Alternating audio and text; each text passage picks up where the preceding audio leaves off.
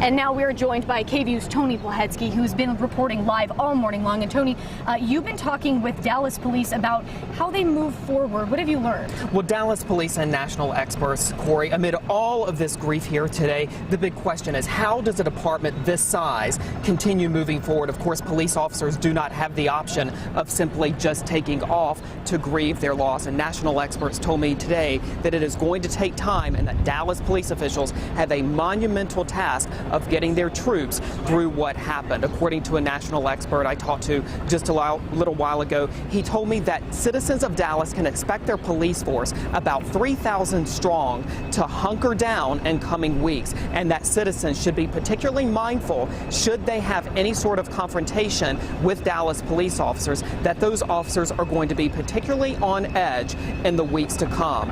Experts also tell me that it is incumbent upon police leaders to model appropriate grieving and to ensure that officers are getting proper amount of psychotherapy should they need it. They said even if it is necessary that the department should reach out to psychotherapists and other counselors in the community and bring them in to help officers get through this trauma. And another thing that those experts said is that if those officers do not adequately work through their trauma, that we could see it manifest in other ways, both on the street and at home. It is not unusual, experts tell me, to have a rise in domestic violence incidents when something like this happens. Yvonne and Brandon. Well, you know, Tony, Chief Brown talked about security at the rally, saying earlier this morning that they follow protocol with events like this. Is there any talk about changing that type of protocol in the future?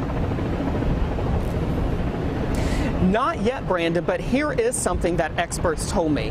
One of the things that is going to be very key as the Dallas Police Department moves forward is that there's going to have to be an understanding of everything that happened here in Dallas last night, from the time that police began closing the streets to how they set up the perimeter to how they provided security. That Dallas police officers are going to need to know and to understand every detail to help them move forward.